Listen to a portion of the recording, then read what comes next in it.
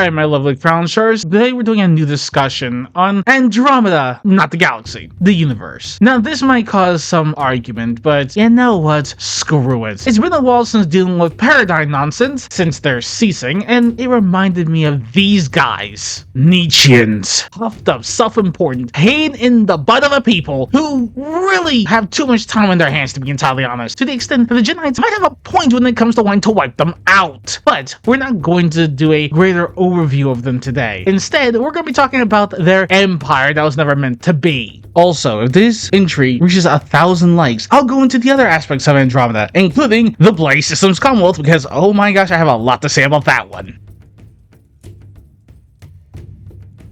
So, the Nietzscheans, basically the bad guys of the week during the early days of Dylan's adventures to restore the system's Commonwealth. They were once members of said original Commonwealth, which is kind of messed up given the fact of what they did to it, coming from the human race who had taken every technological advantage given to them after the inclusion into the tri-galactic government, like fish to water, resulting in them being the second most powerful race within it. The Nietzscheans were no different, as the dreams of Paul Museveni took off, forming a colony at a place called Ayn Station. Oh my gosh. They would follow the teachings of Nietzsche, the ideals of social Darwinism, and Darwinian genetic competitiveness. In other words, they took the aspects of nature that already existed and decided, let's make them our entire personality and philosophy. Doesn't help that they were also genetically engineered for physical perfection, removal of diseases, and bone blades meant for combat, taking up the name Homo sapien Invictus, otherwise known as the Unconquerable Wise Man, which, yeah, that's a bit of an oxymoron in themselves given what we learn about them later on. So there should be no surprises that with enhancements and attitudes, the phrase superior ability breeds superior ambition perfectly aligns with them. After the mysterious death of Paul Museveni and the ascent of Drago Museveni, the Nietzschean people split themselves into prides, taking the part about being the lions of the three galaxies very seriously, and to a laughable degree. But it was that death, no doubt at the hands of Drago Museveni for leadership of the new race, which caused them to become, well,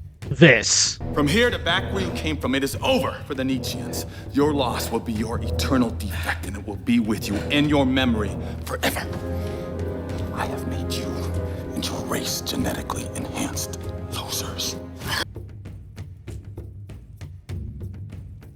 As with all races who believe themselves superior, they're still blinded by their own immaturity and foolishness. Once they had grown prosperous under the system of Commonwealth's protective shield and the might of the High Guard, there were rumblings that the Commonwealth was too weak, decadent, an insufficiently challenging environment for the people to continue advancing. But did they leave the three galaxies to create their own government? Did they seek out this challenge by making the Nietzschean people more prosperous and powerful? After all, at this point, in this 52nd century, they constituted 8% of the overall human population, and even more surprisingly, 2% of the overall Commonwealth population, which, let's be fair, is in the quadrillions. It's a lot of people. But instead, the Nietzscheans truly showing themselves to be better, truly strong, and building up to a challenge in a new galaxy. After all, there are plenty of satellite galaxies such as Pegasus, Phoenix, for them to choose from. They opposed the Commonwealth's existence for years. After all, they had grown strong from it, learning the technology given to them by the veterans and their previous conquests to become strong. So one would think that destroying the Commonwealth would be the same as killing one's own parent. But unfortunately for the Nietzscheans, this was an inevitability from the very beginning of their race with the death of Paul Museveni. And so when the MacLeod came, when they burned Brandenburg Tor, you can only imagine what happened. Now, this is where I have to lay into the Nietzscheans a bit, because they use Brandenburg Tor and the Treaty of Antares as an excuse for destroying the Commonwealth, believing that Nietzschean empire would have been a better opponent and would have been able to face the crisis head on. But clearly, their superior genetics didn't include any form of basic sense that was given to even glue. When the MacLeod attacked out of nowhere, Brandenburg Tor, a colony of 2 billion Nietzscheans, was attacked and overran. At first, it seemed as if the system of Commonwealth just rolled over by what they were saying. But further information reveals that it sparked a 15-year conflict. Now, imagine that for a moment. The MacLeod were able to stalemate a tri-galactic government filled with quadrillions of beings with tons of industrial support, food, weapons, and ships that should have led them on a magical scale, comparable to making the industrial capacity of the Imperium of Man look small in comparison comparison. That's a terrifying prospect. And yet, for some reason, a singular drop, 2% of the population believed they could do better than the Commonwealth. Nietzschean rules were overrun. The Commonwealth fought as they haven't in centuries, yet it wasn't enough, because the poison pill that comes from believing yourself superior is what you believe everyone else is nothing more than fodder for your protection. And when the Nietzscheans did not get the ocean of blood they believed they were deserved, they turned on the very shield that kept them safe. It's like going into a full-on gunfight against automatic rifles, mechanical drones, and toxic gases while you are naked in front of the enemy. It is a delusion that led them to what happened next. Rather than them showing true strength, they followed the impulse of every fascist dictatorship throughout time and space. It is just insane. They fought to take over what existed and twisted it into their own version, believing that they were better. But this is a fallacy, and it always has been. As I stated before, they could have left the Tri-Galaxies, take the hard step in building something truly superior, something truly better. If their way of life was best, then why not brave the outer dark and survive, like the Veteran did, like humanity did when it reached out into space, like every species had done so in order to have a claim over a territory, because superiority is nothing more than a mental illness. And the Nietzscheans proved that, repeating the same lesson that so many others had in the past.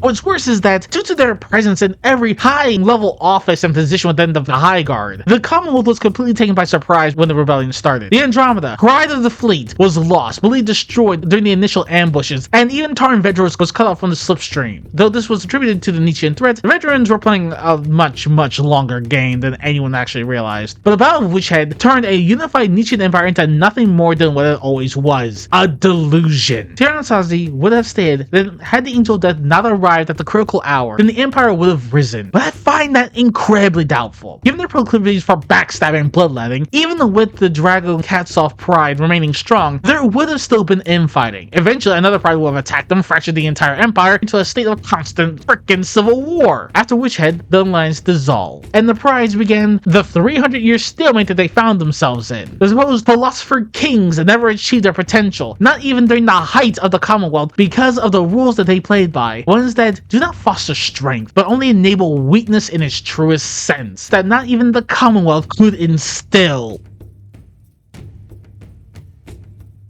The Nietzscheans are nothing more than a repeat of authoritarian failure again and again, taken to the extreme. A lesson not learned despite millennia's worth of history. Because there is always one person who says, I can do better, I can do it right, I'm superior. But the truth is, what they're actually saying is, I'm lost, alone, and I don't know how to ask for help. This is why they are so small, why they are so weak, why they are a race of genetically enhanced losers. Because their father was, because they are, and it was only those who remained within the Commonwealth, those who had seen through the delusion and self-aggrandizement disguised as betterment, who knew that. As one Nietzschean said about those who rebelled, they are dogs. And whether that is true or not, let's call them for what they truly are, in the manner in which they call others. You're just so